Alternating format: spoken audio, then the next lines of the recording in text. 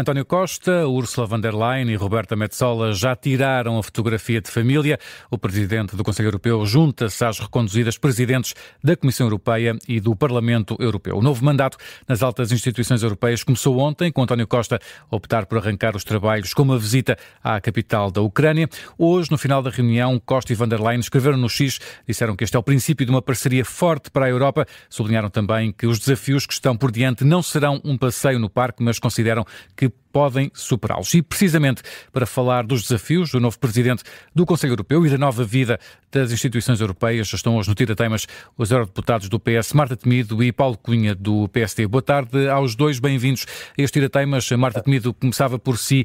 António Costa é o primeiro português e também primeiro socialista à frente do Conselho Europeu. Já sublinhou a importância da unidade na Europa. Vimos em Portugal que António Costa consegue fazer quebrar muros. Até que ponto é que essa estratégia poderá ter sucesso também entre os 27? Olá, muito boa tarde. Para já um cumprimento à Rádio Observadora, à Raquel Cassis e ao Luís Soares e também naturalmente ao Paulo Cunha.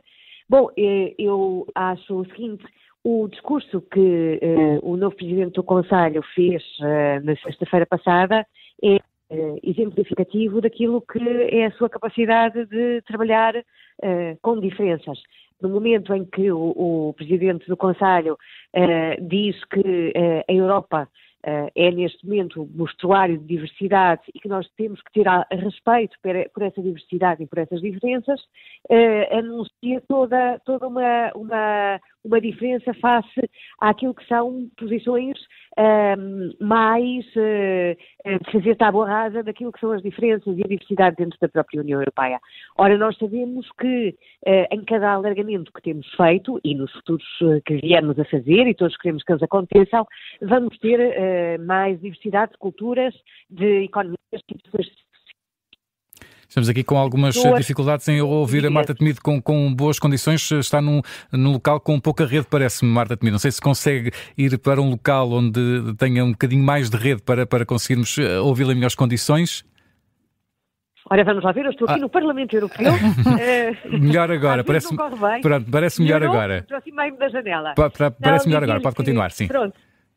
Dizia-lhe que, de facto, o discurso o primeiro discurso que o Presidente do Conselho fez, que é impressivo sobre aquilo que é uma postura diferente em relação à forma de lidar com as diversidades que a União Europeia cada vez mais tem, cada vez mais incorpora, e com aquilo que nós sabemos que é o fruto, o efeito dos alargamentos que temos tido nos últimos anos e que queremos continuar a ter.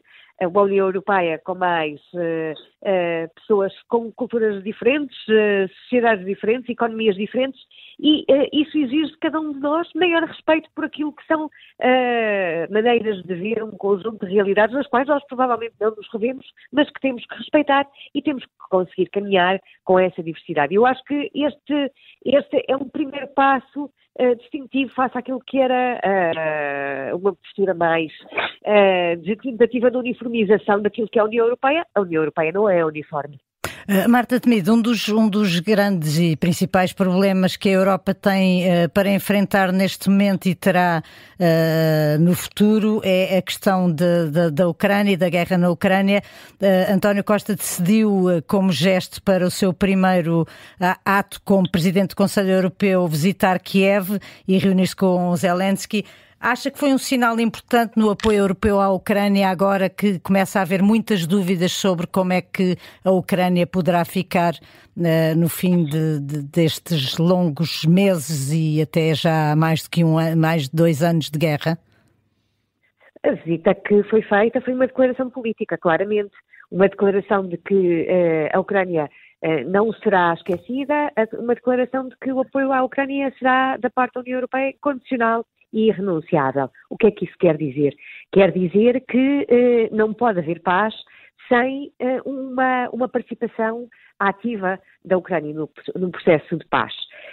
E isso significa que, neste momento, aquilo que a Ucrânia está a tentar fazer, que é encontrar a melhor solução no terreno possível que lhe permita ir para uma eventual negociação com um conjunto de territórios do seu lado, terá que ser também, portanto, esse processo terá que envolver ativamente a Ucrânia e terá que ser de acordo com aquilo que a Ucrânia aceite, não pode ser uma paz imposta, por isso é que nós falamos de uma paz duradoura.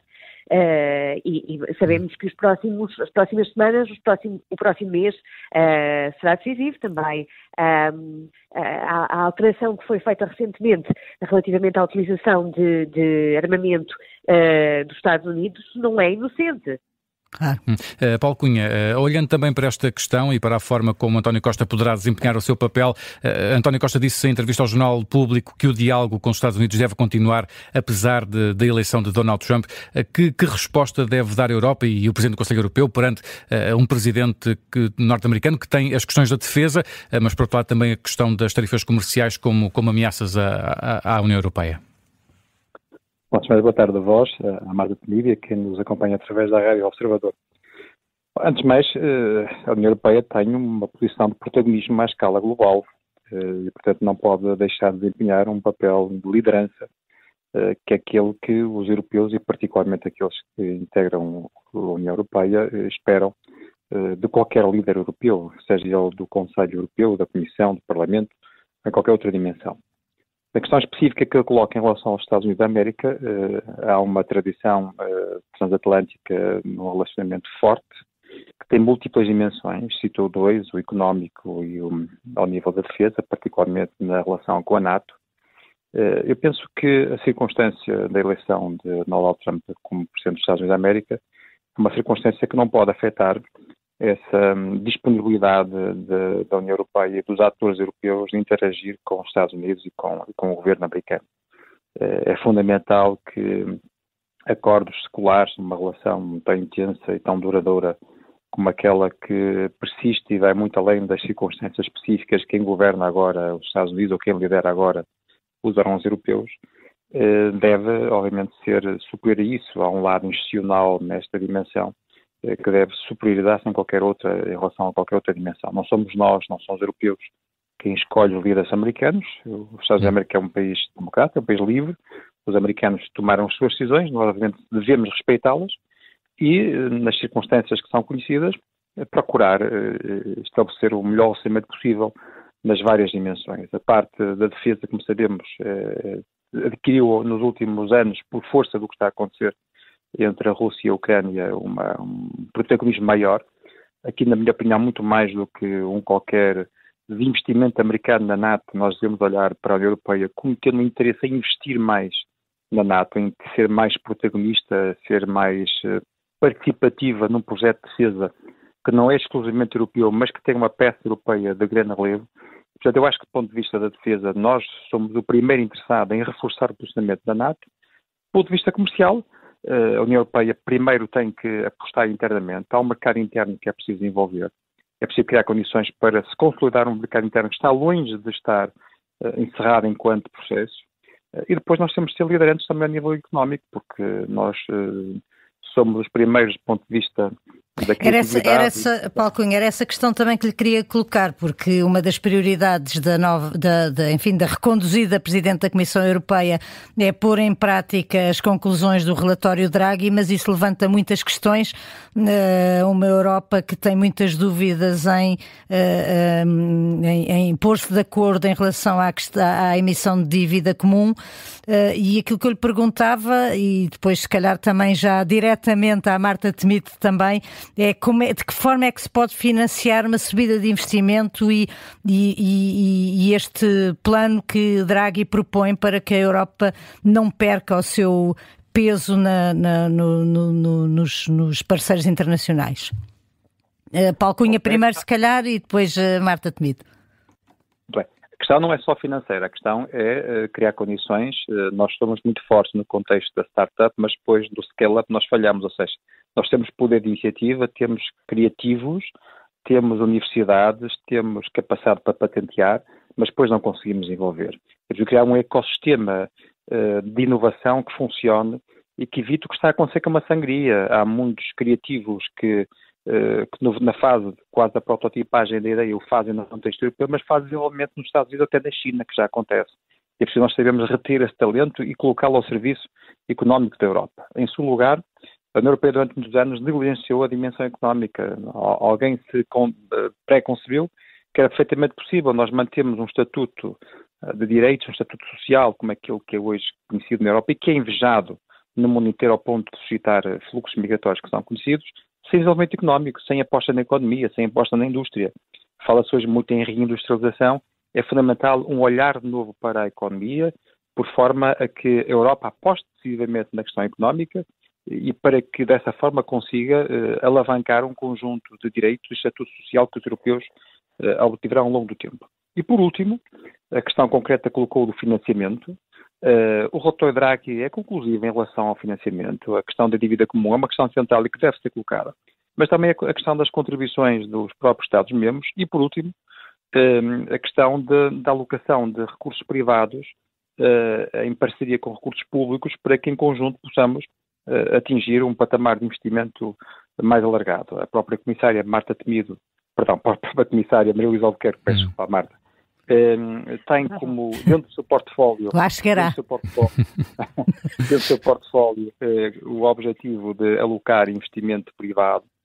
Nós temos que olhar para o setor privado como um parceiro também do ponto de vista de investimento e só conjugando estas múltiplas dimensões é que nós conseguimos mais capacidade financeira para, digamos que, alimentar este conjunto de iniciativas que permitam um maior desenvolvimento económico. Marta Temido. Muito bem, eu estou de acordo com o Paulo Cunha quando identifica estas três linhas de financiamento que precisamos de alavancar.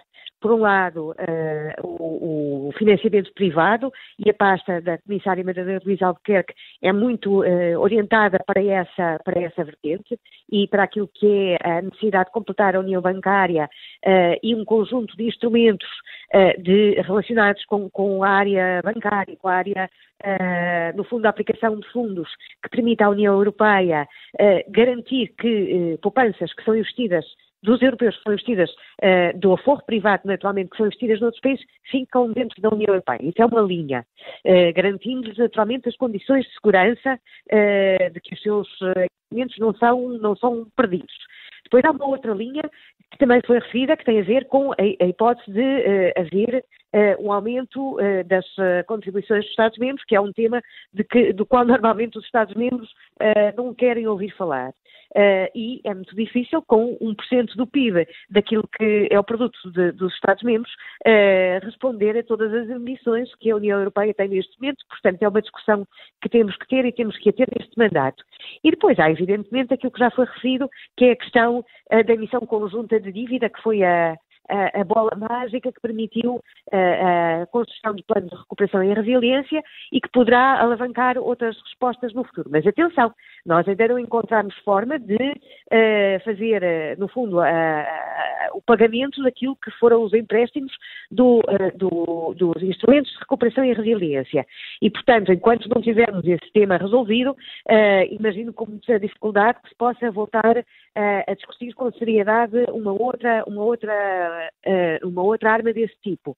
O que é que no relatório da competitividade do Sr. Draghi eu estou mais em desacordo e mais me preocupa? Dois temas que acho que podem estar a ser mal entendidos ou poderão estar muito exacerbados da perspectiva do Sr. Draghi. Por um lado, o tema de que o mercado europeu tem de ser um mercado concorrente com o mercado americano e com o mercado chinês. Ora bem, nós só vamos fazer isso se fizermos um downgrading social, que eu penso que não queremos fazer. É evidente que nós precisamos ser mais competitivos e há muitos caminhos para fazer isso. Mas há receitas que eu penso que são contrárias ao modelo europeu e, quando foi apresentado o relatório Draghi, designadamente a família socialista do Parlamento Europeu, alertou muito para a preocupação sobre a ausência da dimensão trabalhadores, condições de trabalho neste relatório. Um relatório sobre a competitividade tem que ter uma dimensão sobre o trabalho. Depois há uma outra preocupação que se prende com aí uma afirmação mais clara do relatório, que é o tema da simplificação. Simplificação, sim, estamos de acordo com a simplificação, mas cuidado que a simplificação não seja a desregulação, porque uma coisa é a legislação mais ágil, porventura mais eficiente, uma série de atributos que poderá ter, mas a desregulação dos mercados não nos traz nada de bom.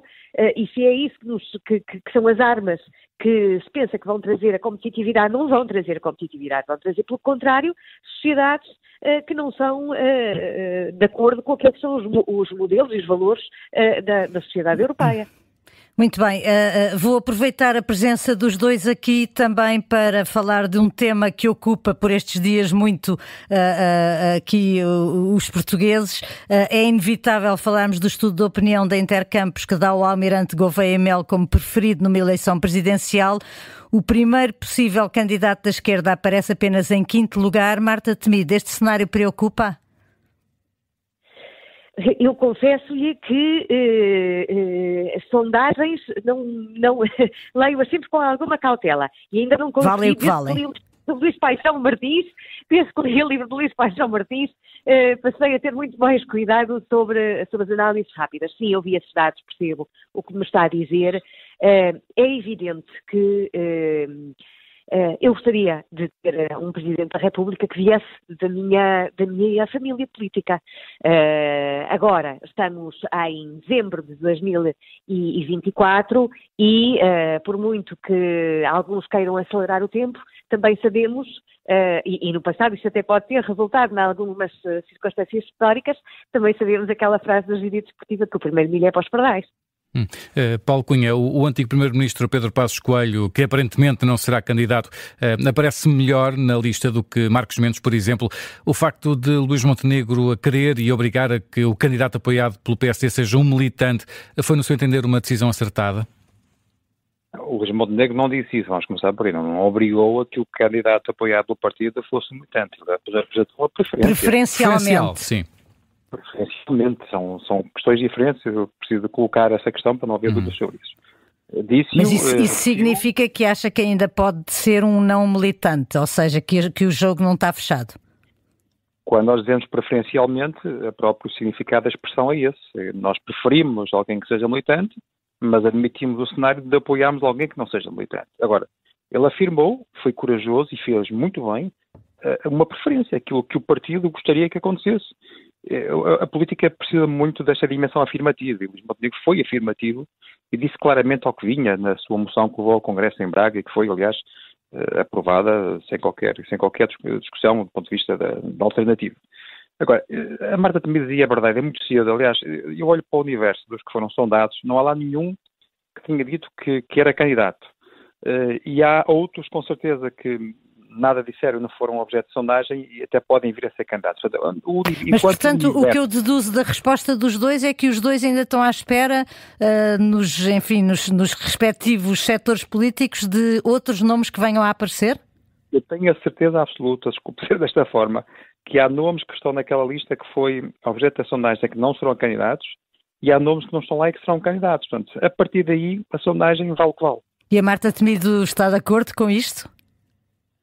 Quando disse que o primeiro milho era para os pardais? Vamos lá ver, é evidente que eu olho para a lista e tenho preferência, não lhe vou dizer qual, mas tenho uma preferência, mas isso a seu tempo se discutirá. Agora, o que francamente também digo por muito respeito que nós tenhamos pelas diversas individualidades e pelos seus percursos e pelas suas profissões, temos uma determinada a imagem associada àquilo que é a figura de um Presidente da República. Gostemos mais ou gostemos menos de cada um dos nossos Presidentes da República, eles chegaram a Presidentes da República depois de serem bastante conhecidos politicamente dos portugueses. Eu acho que isso é importante. Nós precisamos ter o Presidente da República pode ter que lidar com as circunstâncias mais difíceis da vida do país. E nesse sentido, como é que justifica que pelo menos a esta distância, e já não é a primeira vez, seja um não político que aparece como o preferido dos portugueses? E ainda por cima um militar. Nós vamos vivendo. É um sinal dos tempos que nós vamos vivendo. Não me preocupa que seja um militar, não me preocupa que seja um não político, mas acho que há um desencanto muito grande das sociedades com a política, com os políticos, e, portanto, procuram, fora daquilo que é o universo tradicional, respostas. E, portanto, não me espanta que seja essa a lógica. Aliás, nós vimos noutros países da União Europeia escolhas que dizem, olha, o senhor Zelensky veio do espetáculo, não é? Deixe-me só perguntar, Marta Temido, porque estamos mesmo a acabar o nosso tempo ao Paulo Cunha, se concorda em 30 segundos com o que disse Marta Temido. Eu genericamente concordo. Eu acho que, de facto, a percepção das pessoas acerca da política tem evoluído negativamente e nós, que somos atores políticos, desejávamos que fosse diferente. Mas é bom também reconhecer que aqueles que se dizem não políticos e que estão disponíveis para assumir um lugar destes são políticos em sentido amplo da palavra, e é esse que me parece mais adequado. Paulo Cunha, Marta Temido, muito obrigado por terem vindo a este Tira Temas. Obrigada, Boa tarde, obrigado. Obrigada.